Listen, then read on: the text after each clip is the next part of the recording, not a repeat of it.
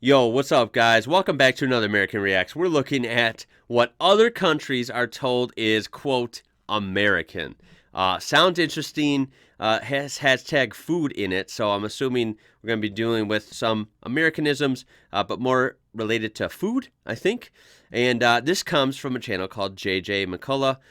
Make sure to check him out in the description down below. Let's watch and see what other countries are told is American. Here we go. Hello friends, my name is JJ. So let me show you a photo that one of my European friends sent me the other day. It's of the American foods section of his local supermarket. I forget what country, but I've been to Europe enough times to know that sections like this are common all over the continent, even though Okay, I gotta see that again. Hold up. Oh, that is hilarious. Taste of America. There we go. There's the giant country of America summed up in a couple shelves. Wow. Not quite. Not quite. But I do see a lot of our candies there. If this is in Europe, that's pretty impressive that they have all these. Of course, Reese's is great. I do rip on America a lot. I'm a proud American. This country's excellent for a lot of reasons, but I'm also a realist. I know it's not the best, nowhere near. And one of our downfalls is food, in my opinion. And some food is excellent, whereas other food is just honestly garbage. So there's kind of no in between. But most of our candy is not healthy at all, and honestly not that great. But we have some gems like Reese's, Nerds. Those are pretty good. I see those over here. There's peanut butter. I like peanut butter. I don't eat it that much, but I like it. I think it's more widespread in the world than people give it credit for. It's not just an American thing. I think people have it around the world, sprinkled throughout. Of course, Pop-Tarts are all American, and those are good. I won't rip on Pop-Tarts. Those are the bomb. I don't care if they're healthy or not. They're really good. Of course, there's our cereals. Those are not healthy. There are healthy cereals here, but of course you'll see advertised the most sugary, delicious ones like this. But yeah, that's pretty fun. Goldfish, I like to see those. Those are very American, and those are actually really good. like this are common all over the continent. Even though the resolution isn't that great, if you're from America, I'm sure you can make out a few products. We got Goldfish, Airheads, Pop-Tarts, A1 sauce, gluten-free hazel. A1 sauce. Please tell me, anyone who's not from America in the comments down below, please tell me you've had access to A1 sauce. It is divine on anything. Not just steak, anything. Nut Coffee Mate. Now the question would be whether this is actually an accurate portrayal of American food or simply a heavily exoticized one. Exoticism is a term used to describe the tendency of thinking of foreign cultures only in terms of how they differ from your own. This then leads to the habit of wrongly assuming that the weirder some foreign thing is, the more culturally traditional it must surely be. So in this case, obviously Americans don't actually eat things like Oreo cereal or spreadable marshmallow. Yeah, no one I know eats Oreo cereal, myself included. Don't have that. This I've honestly never even seen. Wow, I must not be a good American. I've never seen that. Definitely don't need it. But yeah, I think a lot of us fall victim to that, he said, that exoticism. Like, we just see almost like stereotypical or too famous things from somewhere, and we just paint that as, oh, that's their culture. But obviously, there's always more than meets the eye, right?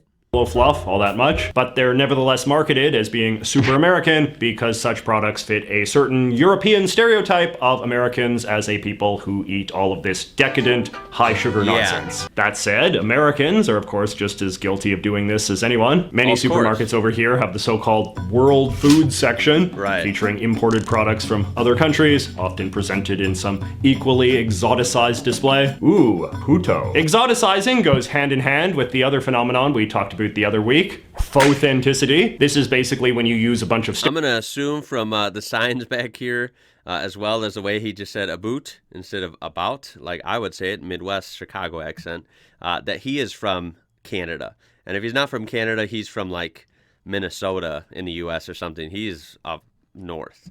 That is definitely a Canadian accent. Stereotypes of some foreign place to come up with a product or tradition that you then inaccurately present as being some normal part of their culture. Chinese fortune cookies, which are not actually a thing in China, but play into a certain exotic stereotype of the Chinese as mysterious fortune tellers, would be a classic example. Anyway, today I thought we would look at a few examples of faux-authentic American traditions as practiced by non-Americans around the world, and see what they can teach us about some of the interesting ways that Americans continue to be exoticized.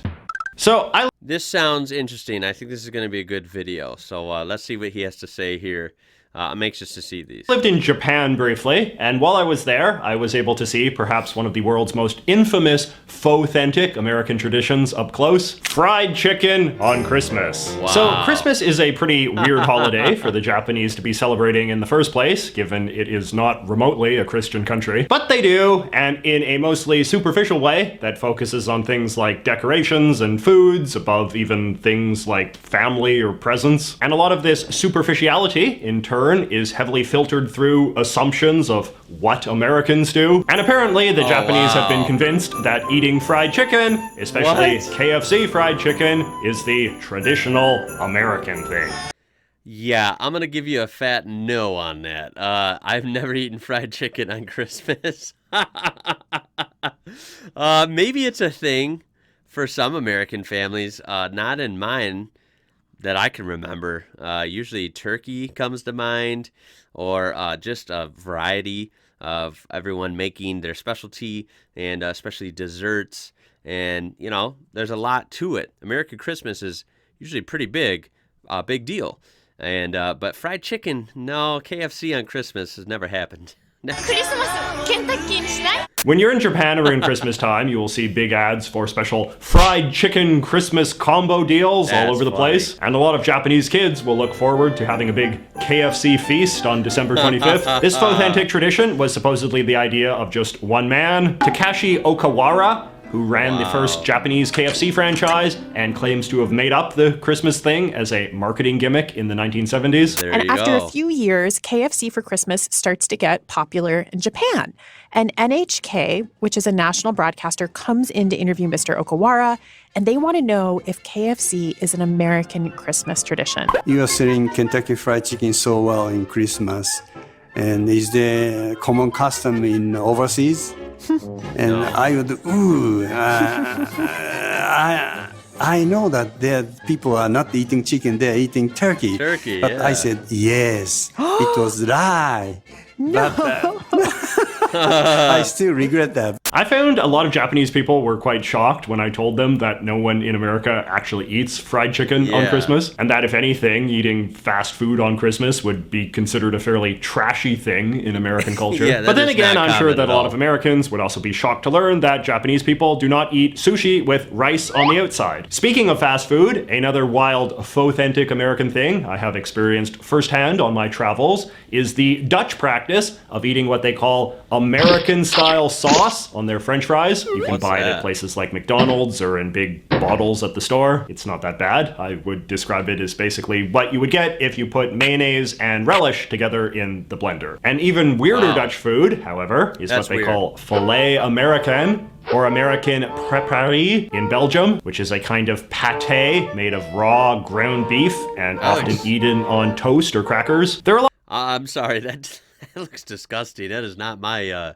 favorite type of thing there. Yeah, that is not very American. I'm sorry. I've never even seen anything like that. A lot of here. theories about how this weird and possibly dangerous dish became associated with Americans. But when I was there, people told me it was because during the war, there had become this stereotype that American soldiers all ate their steaks super rare, and then the Dutch beef industry just kind of ran with that. That is almost certainly an apocryphal story, but hey, apocryphal stories are one of the key foundations upon which faux-authentic traditions are built. In the comment section of my original faux-authentic video, a bunch of my non-American friends had some fun examples of their own of various head-scratching things they've seen marketed as being American style in their own countries. For example, some of my British viewers noted that British supermarkets sometimes sell supposed American-style hot dogs in jars of brine. Load up on that big stateside flavor. That is too funny, man. There is no jarred hot dogs here other than like little Gerber baby food, like this big, has little jars of these baby hot dogs. But no one over the age of 1 eats that here. That sounds gross. Like a jar of soaked hot dogs? No, that is not American. proclaims this ad. But if hot dogs in jars of brine are too weird for you, they do also sell them in cans of brine as well. Hot dogs are, of course, one of the great exoticized symbols of American cuisine in much of the world, and as a result, slapping hot dogs on something is always a surefire way to market it as being American style. For example, in a lot of places, pizzas with hot dogs on them are presented as being American style pizzas. Either sliced up hot dogs, as in this German. Okay, you're kidding me, right? Dude, no one has hot dogs on pizza either. These are hilarious to me. No one does this. I think the most popular pizza in America by volume would have to be the classic cheese and pepperoni, followed by cheese and sausage and pepperoni, something like that, right? Veggie pizzas are very popular. Hawaiian-style pizzas, pineapple and bacon or Canadian bacon. Those are very good. I love those. But no, I have never seen hot dog pizza, thank goodness. Pizza or entire wieners, as in this one from South Korea. In Italy, meanwhile, a American pizza is apparently one with bits of hot dog and French fries. In Brazil, they sell allegedly... Okay, now I hate to say it, this is the American in me coming out, okay? I will admit, hot dogs are gross on pizza. That is ridiculous. But pizza with fries on it, that might be good. California-style pizza with pineapple, figs, plums, and those bright red cherries they sell in cans. Though nothing... I have never seen that, and that does not sound good. Can top this story from my friend Daniel. My friend was doing graduate work in Poland and went out to eat and saw American pizza on the menu. When she ordered it, it came out as a plain cheese pizza, and the guy brought a can of creamed corn and poured it directly onto the pizza right there at the table. Many Americans who had lived or traveled abroad were equally keen to regale me with horror stories about what other countries seem to think a traditional American-style breakfast entails. Among other things, they described being served breakfasts that included stuff like baked beans, garlic bread, potato salad, and of course, hot dogs. One guy even complained about being served green orange juice in China. Oh man, where are these coming from, guys? These are not American at all, not even remotely close. Dude, when I said we don't have the best food in the world, damn, I didn't mean like this. We do have good food. If this is what people think we have, damn, it's better than that, trust me. But classic American breakfast would be bacon, eggs, like scrambled eggs probably, and diced tomatoes, hash browns, something like that. Maybe some sausage links. Yeah, nothing crazy like that. Our orange juice from Florida is orange. It's beautiful orange juice. It's not green. Talking of Asia, many of my Asian friends told me about a dish that is apparently common in many Asian countries, known as American fried rice. This evidently consists of rice cooked with ketchup, corn, and raisins, accompanied by a side of various stereotypical American delicacies like hot dogs, slices of bologna, fried eggs, and chicken nuggets, plus more ketchup. But my favorite story of a... What a mashup of junk. Dude, I don't even know what to say about these. These are so inaccurate and they're bad. A authentic American dish comes from my friend Camilo in Colombia. In Colombia, we have American-style hot dogs, which are enormous hot dogs with a chorizo wiener topped with melted cheese, crumbled potato chips, various sauces, and quail eggs. I was able to verify this with a photo. Camilo continues, "We named it that because of a common belief in Latin America that people in the USA eat big-size foods with a lot of toppings and all of that. You can't believe how disappointed I was when I tried an actual hot dog in the USA. All right, now let us do a... Yeah, they probably got an actual hot dog, and unless they ordered like a Chicago-style dog, the #1 and most famous, or maybe even like a New York-style dog. They probably just got ketchup and mustard or something simple.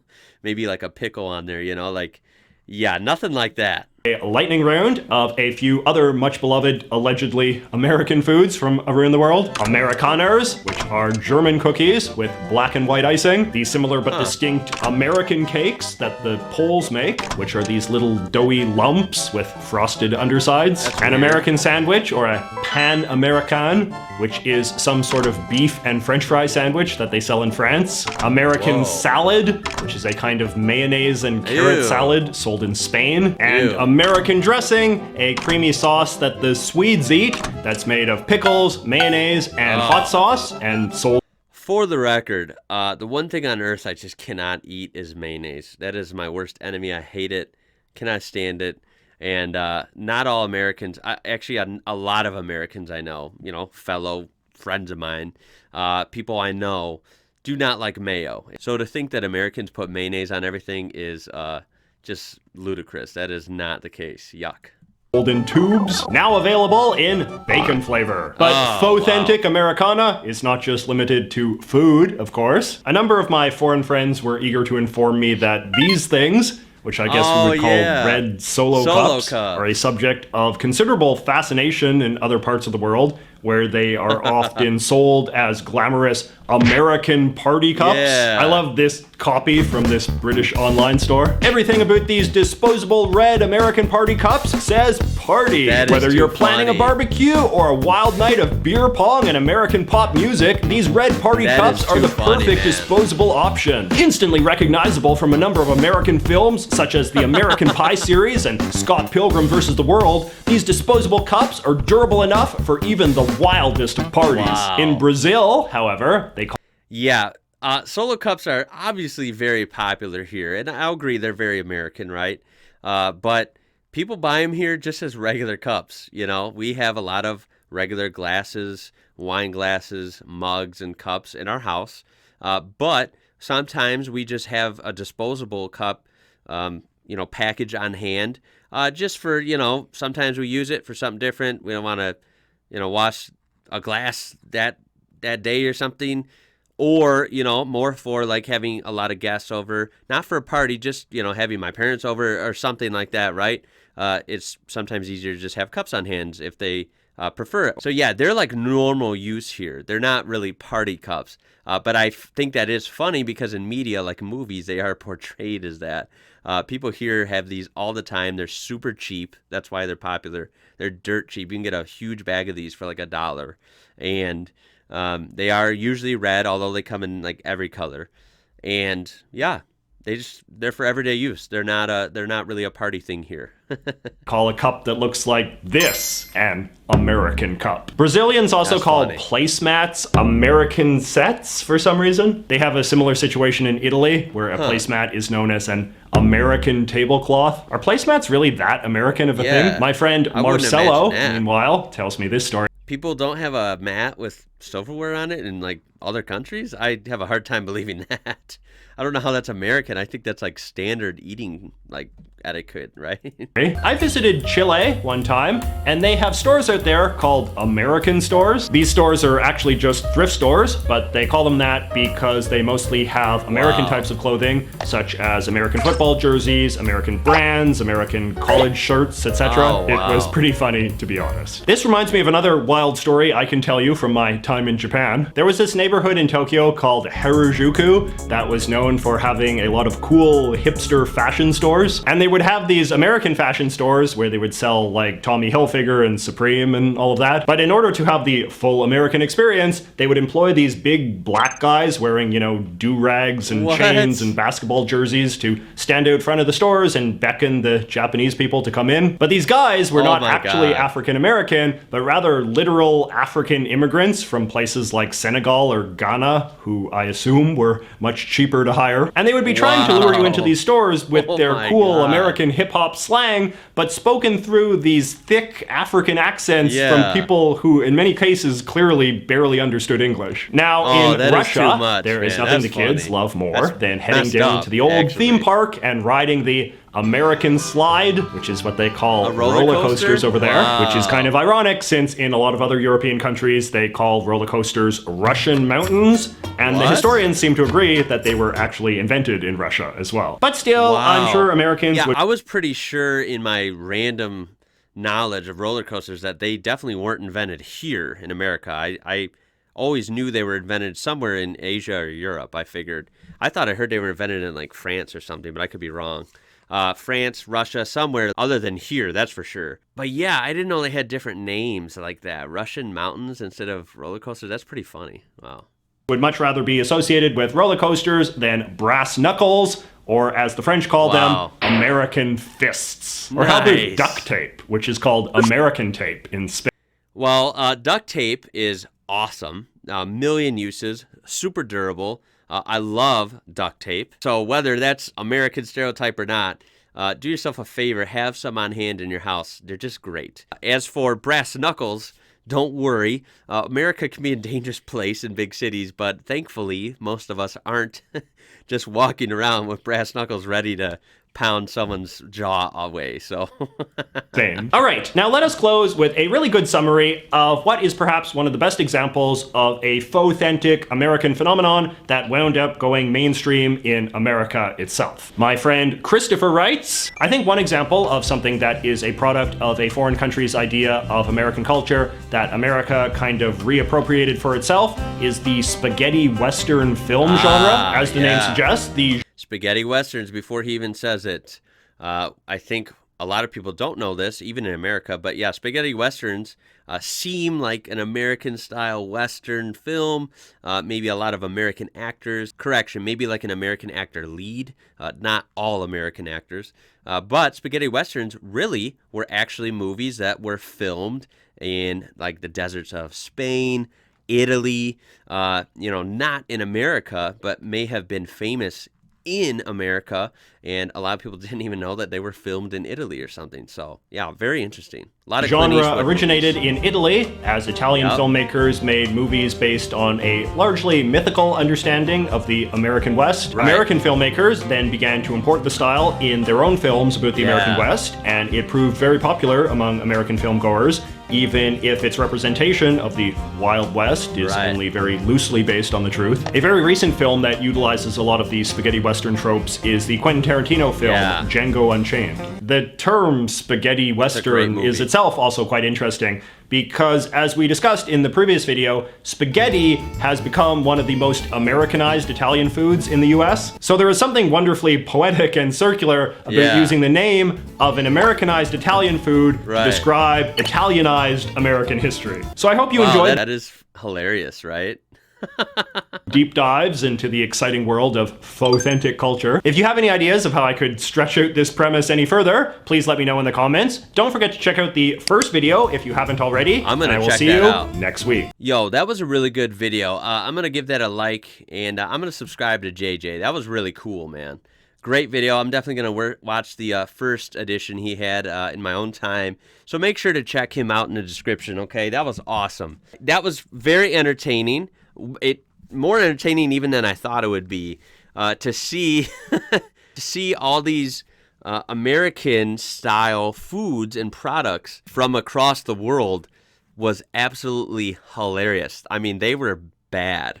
95% of them were so far off or not even real here that it was just abysmal. It was funny. That's just something unique. Is the world's so big and everyone's got such a unique culture. American culture is one that's just so hard to define. We're a huge country with the most diversity, arguably, in the whole world. We have so many cultures thrown together, and to define something as straight up American is a little tricky sometimes. So a lot of those were not American, but that's okay. They were very entertaining, and I will have to remember that to just go ahead and embrace the culture if I travel internationally where I am, because I won't be able to probably get a great slice of home if this is what American offers are overseas. So jokes aside, guys, if you enjoyed that, please leave a like on this. It helps the video out a lot. Subscribe for more stuff like this. Leave a comment down below on how funny this was to you, your experience in maybe American-style products wherever you are from that is not America. And have you been abroad somewhere else and maybe saw something from your home that was totally misrepresented or exaggerated or something?